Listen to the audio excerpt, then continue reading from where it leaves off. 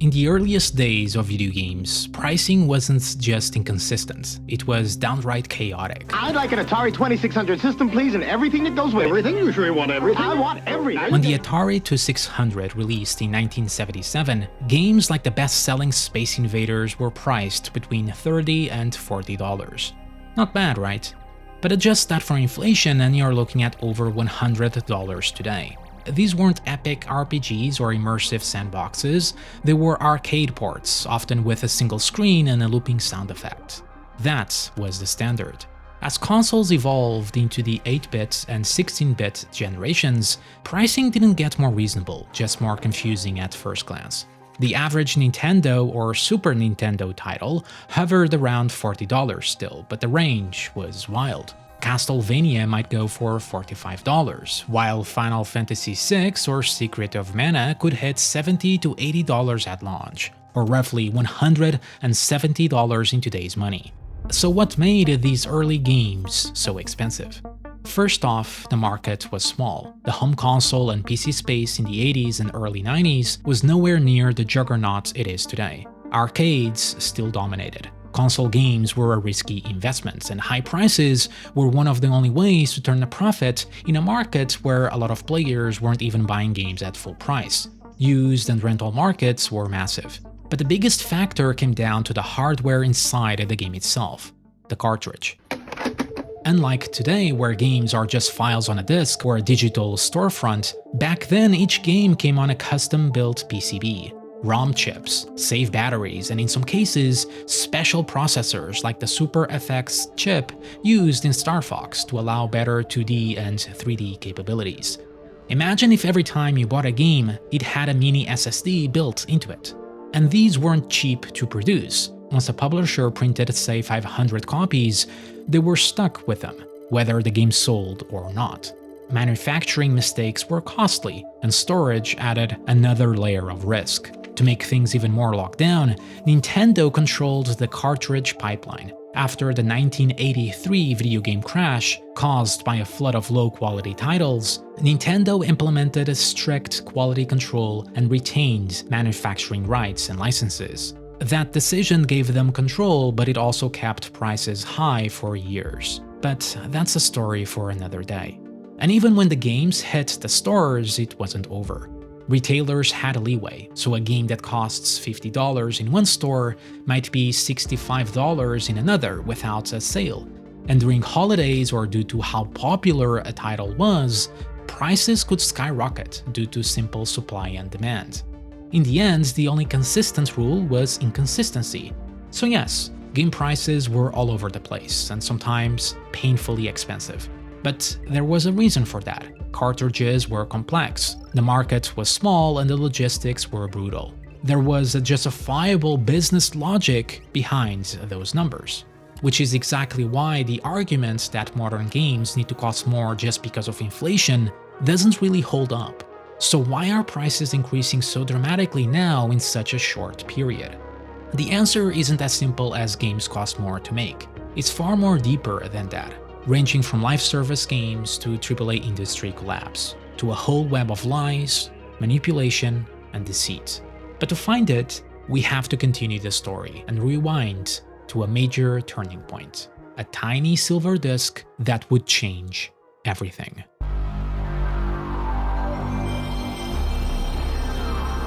By the mid-1990s, video games were about to undergo their first true pricing revolution, the CD-ROM. When Sony entered the console market with the original PlayStation in 1995, they didn't just change how games were played, they changed how they were made, how they were sold, and how much they cost. PlayStation games weren't running on expensive cartridges, they were burned on compact discs, which cost only a few cents to manufacture. Suddenly, publishers weren't gambling millions on custom ROM chips. They could mass-produce games quickly, cheaply, and with far less financial risk. And Sony didn't stop there. They also brought something the industry desperately needed: price standardization. Most major PlayStation 1 titles launched at $50 or $55 or even less, a level of consistency that had never existed in gaming. When adjusting for inflation today, that is still over $100, but while that might not seem cheap today, it was still less than what many cartridge-based games used to cost. But these new formats didn't just cut costs and improved margins, it unlocked creative freedom. Games like Final Fantasy VII, Metal Gear Solid would have been impossible on cartridges.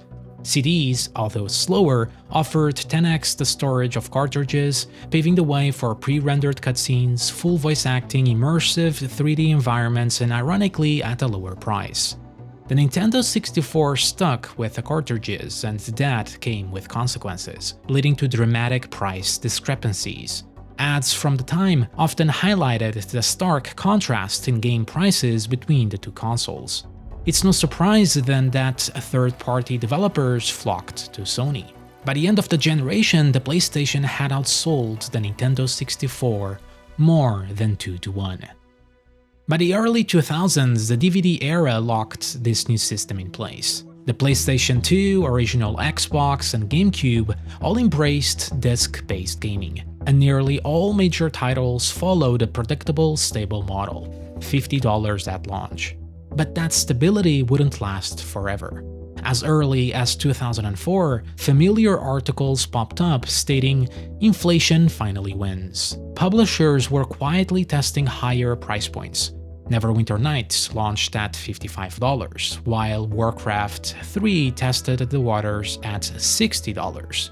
And by 2005, the 7th generation arrived, along with a small but permanent shift. The Xbox 360 and PlayStation 3 ushered in the $60 era. Publishers blamed ballooning budgets. Games were now being built in high definition, requiring larger teams, longer development cycles, and more complex tools. But even then, the industry was growing faster than ever before. Distribution costs were lower, and people were entering gaming in droves. A bigger pool of users meant more consumers, which meant higher revenue. However, the AAA industry was shifting its strategy, and the $60 markup was their cushion. In the past, publishers took a shotgun approach, releasing a wide range of games, spreading the risk across genres and budgets. But now, that was changing. Fewer games, bigger budgets, massive technological advanced titles that took years to make, tens of millions to fund, and needing millions of sales. Just have to take a look at the previous generations, how many GTA games you had in the PlayStation 2 versus one per decade. While also at the same time, publishers clung to annualized franchises like Call of Duty or Assassin's Creed, milking what was safe while avoiding the risk of new IPs. Which made sense. If you were investing more and more money, optimally you minimize risk.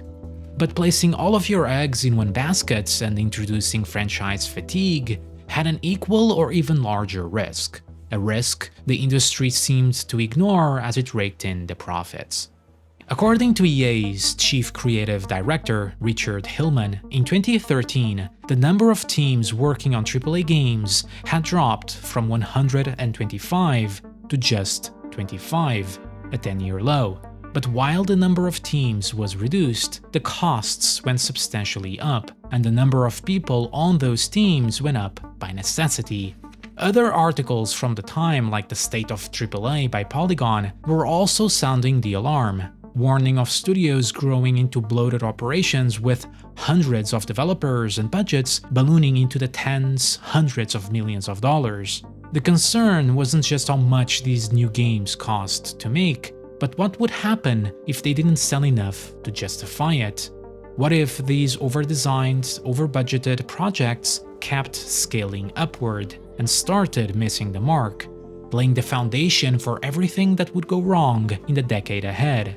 But the publisher's solution wasn't to scale down, and it wasn't to raise the base price, at least not yet. Instead, they chose to fracture the product, to split the experience, and to sell it to you piece by piece. But before we get there, one more revolution had to unfold, a revolution that wouldn't just spark many of those failures, it would pose a very real threat to the entire AAA model, and it started on PC. In 2003, a small platform called Steam launched alongside Half-Life 2. At the time, buying PC games meant going to stores like GameStop or Best Buy. So when Valve required Steam for installation and updates, gamers were furious. Many saw it as DRM in disguise, locking their games behind an online account in an era where not everyone had fast internet, leading to hate threads such as this. But Valve had a long-term vision. Steam streamlined patching, reduced piracy, and gave developers direct access to players. As broadband spread and Steam grew more popular and normalized, its user base skyrocketed from just 100,000 users in 2004 to over 10 to 20 million by the mid-2010s. This in turn also opens the floodgates for indie developers. Games like Braid, Limbo, Super Meat Boy, and Hotline Miami could launch at $10 to $20, proving that smaller games could be innovative, polished, and profitable. This movement then wasn't limited to PCs for long. Xbox Live Arcade and PlayStation Network quickly adopted the same model. By the late 2000s, you could download games like Castle Crashers or Journey directly to your console, no disc required. By the mid-2010s, nearly every major release was available digitally on launch day. Now, you might think this shift would make games cheaper. After all, physical retailers took a 10 to 20% cut, while digital platforms like Steam, PSN, and Xbox Live took 20 to 30%, but with no discs, no packaging, and no shipping to deal with led to higher margins. So why didn't games get cheaper like they did with the CD revolution? Well, for one, physical copies were still very popular on consoles, especially considering lack of storage when comparing to PCs. But there was also a little thing called price parity. Publishers didn't want to undercut physical stores or could due to contractual obligations, especially heavyweights like GameStop, who relied on full-price sales to stay afloat. If Assassin's Creed launched for $60 at GameStop, but just $50 or less digitally, retailers might retaliate by dropping support for future titles. So instead of passing savings to consumers, publishers just pocketed the difference, potentially helping stave away any price increases as inflation and development costs ever increased in the industry. But that wasn't enough, because with that new distribution model came with another consequence.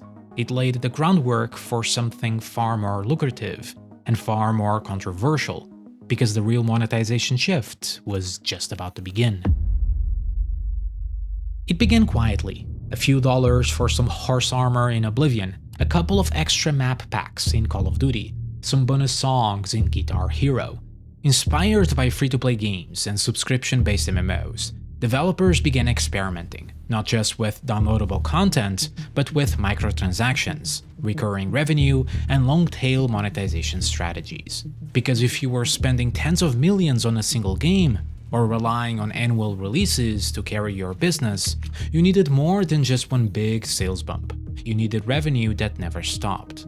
Monetize deeper, extend the game's lifespan, turn players into a paying customer. And with digital platforms now mainstream, it had never been easier to deliver, or to profit. So by the early 2010s, DLC-like content was everywhere. And then came the Season Pass, a prepaid bundle of future DLCs and multiplayer extras.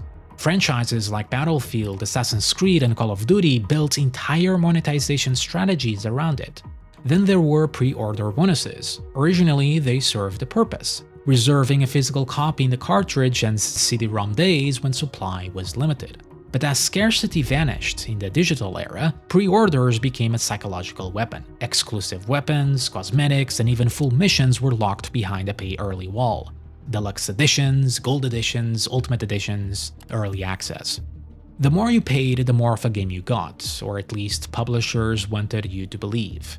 And some titles took it even further. In-game stores popped up, cosmetics were sold for real money, XP boosts and pay-to-skip mechanics crept into single-player games, turning convenience into currency. By the late 2010s, Fortnite popularized the Battle Pass, a tiered system of progression and rewards, designed to drive engagement and recurring spending. Loot boxes like those in Overwatch or FIFA Ultimate Team introduced gambling mechanics to the mainstream, often targeting younger players.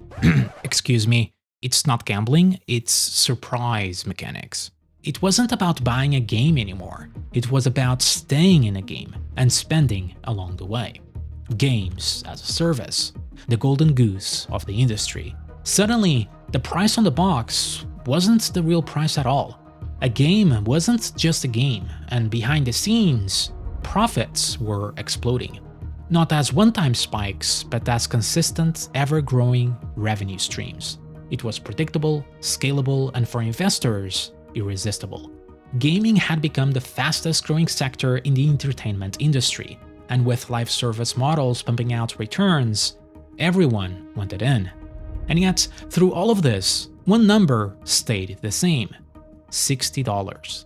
For over 15 years, from the Xbox 360 to the PlayStation 4, that base price held firm. With so many monetization systems in play, publishers didn't need to raise the upfront cost. They were already making more money per player than ever before, even as free-to-play titles. In fact, you could argue that games were already more expensive than they had ever been, just not in the way players expected. But that's where the cracks begin to show. Over time, those very same titles, once hyped, once beloved, started to collapse under their own weight. Live service mechanics that were meant to increase engagement, they were actively harming gameplay. The fun was being stripped away, piece by piece, in favor of monetization and quarterly reports. Broken launches, yearly releases, developers burning out under executive mandates. Innovation and creativity gave way to trend chasing, mismanagement, and corporate greed. Games started to feel like they were designed by HR departments, not creatives. The AAA gaming industry had become factories, assembly lines in order to produce products that made a reliable amount of money from massive budgets. Safe, predictable, boring. And while AAA giants stumbled, indie developers, once seen as scrappy underdogs, started rising.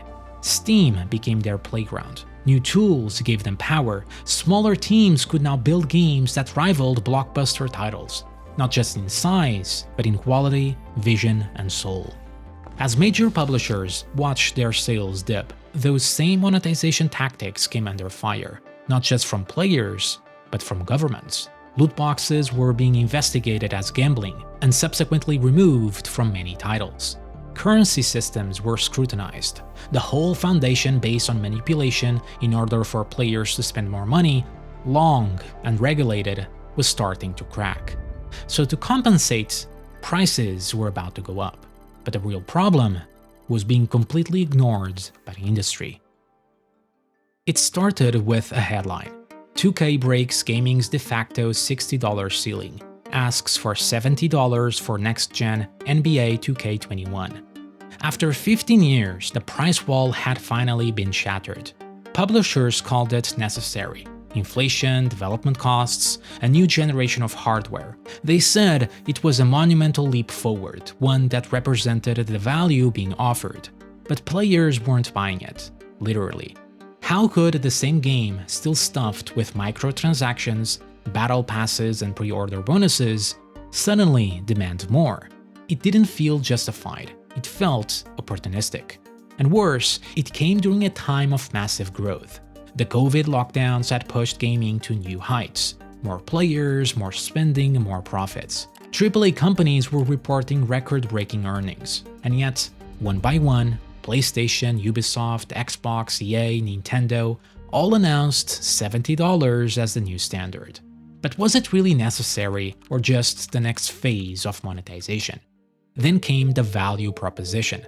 How did $70 games as NBA 2K, Starfield, Redfall, Diablo 4, Gotham Knights, Call of Duty, Star Wars Outlaws, Avowed compare to cheaper, better received alternatives like Elden Ring, Kingdom Come Deliverance 2, or Baldur's Gate 3 for $60? Or even smaller indie titles like Hades or Palworld.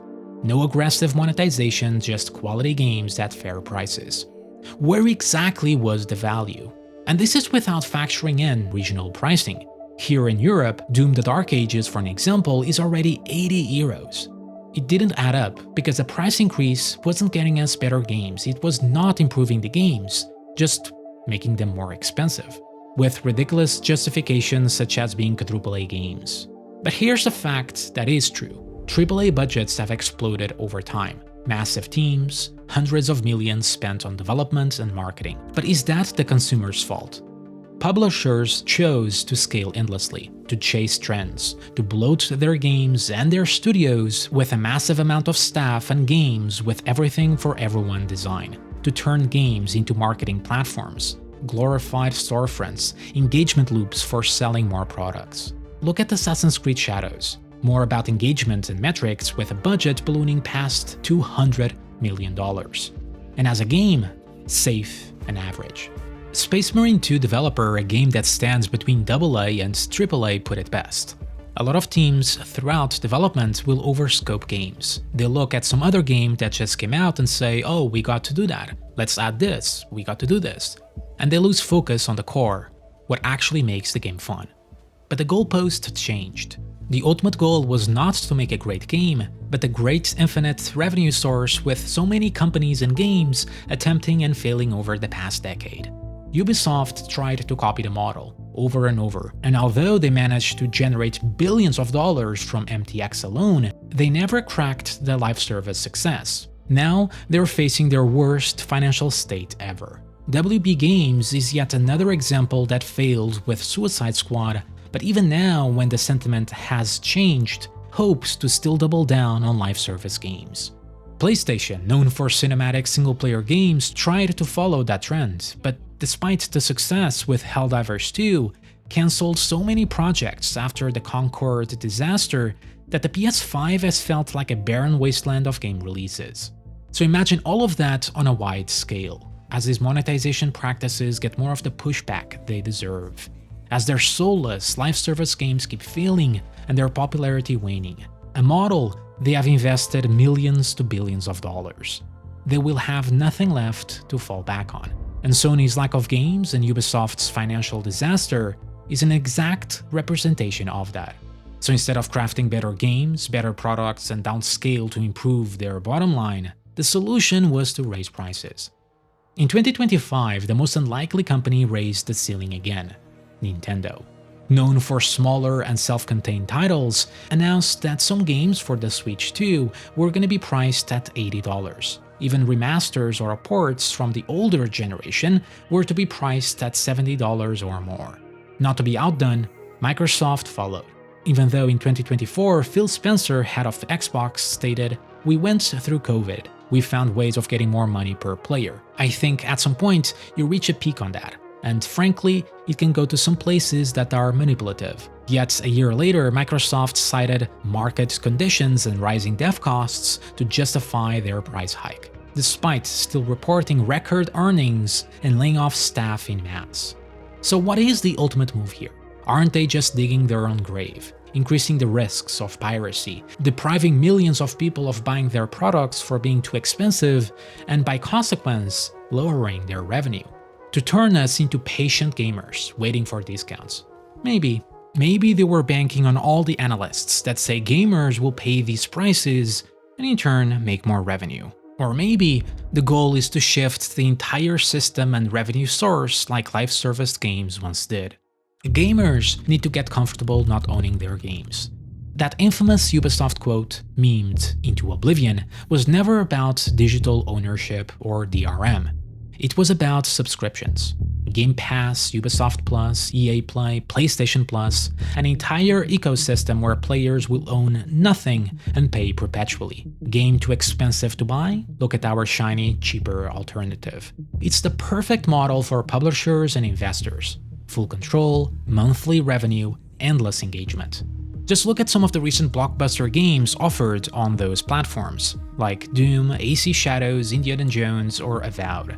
Not very high sales from what we know, but very high player engagement, even beating records, signaling the shift.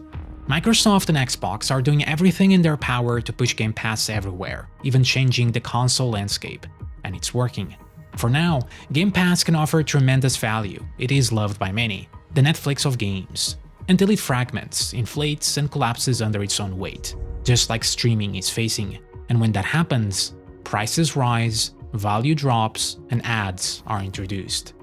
But at the same time, publishers have found a new trick. They leaned on the safest card in the deck: remasters and remakes. Cheap to make, safe to market, nostalgic by design, and at cheaper prices. Former PlayStation boss Yoshida even stated in an interview that remasters and remakes are needed to help with those ballooning budgets in their new titles.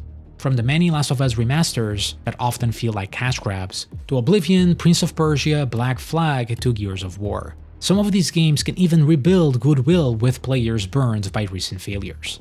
Oblivion helped shift Bethesda's perception after Fallout 76 and Starfield, and Gears of War to direct hype to their next big upcoming release. It's a good move if the pricing is right, but it doesn't solve the real problem, because AAA studios have gotten too large. Too slow, too buried in approval chains and investors' fears. That's why Suicide Squad felt like a 2018 game launched in 2024. That's why Concord and Marathon look like ghosts of trends long gone, with painfully safe design.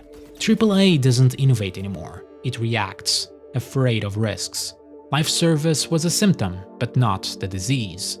Even now, as studios like Microsoft start pivoting away from live service, when Phil Spencer wants more games to have a beginning, middle, and end, if development is buried in layers of corporate approval, sanitized vision, reactionary design, and enormous budgets requiring millions of sales to turn profit, the result will always be the same: aggressively average.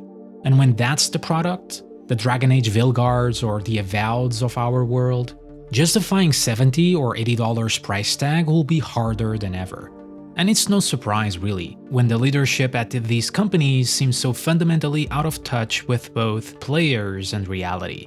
According to David Gator, a former BioWare writer, EA executives used to refer to their audience as the nerds in the cave that would show up for an RPG because it was an RPG. Vilgard broke this theory completely, but if you reach this level of disconnect, you probably shouldn't be in the video game business. And then there's Randy Pitchford, CEO of Gearbox and director of Borderlands 4, who, when asked about the rising prices, told a fan how real fans will find a way to make it happen, to afford these prices. Or PlayStation's Yoshida, stating that $70 or $80 games are a steal and gamers shouldn't complain. It's not just out of touch at this point, it's condescending, manipulative, and completely disconnected from reality, both in terms of value those games offer and the actual financial pressures gamers face. And what makes it worse? This is the same company, Gearbox, that back in 2012 gave Borderlands 2 developers massive bonuses, some large enough to buy houses after the game sold over 26 million copies.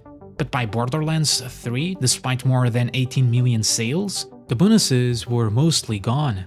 Development costs had soared, and the studio's internal reward system, once celebrated, was gutted. Now the budget of Borderlands 4 is reportedly twice of its predecessor, nearing or going past $300 million. A bloated production with a swollen headcount, mismanaged resources, and no real plan to reward the people actually making the game. If anything, is yet another perfect symbol of what AAA has become, a disconnected leadership class chasing unsustainable growth, while leaving both players and developers behind. Meanwhile, smaller independent studios have been building. They move fast, they create, they experiment. They are the heart and the passion of the industry. Former PlayStation boss Yoshida also said, "This is one of the ways forward because you can make excellent games with tighter teams and budgets without compromising quality. Just look at Expedition 33, a $50 title built by a team of just 30 ex-Ubisoft devs, some recruited from Reddit or SoundCloud, that looks and plays like a full-blown AAA game. It sold millions, made its money back, topped review charts, all with a fraction of the budget.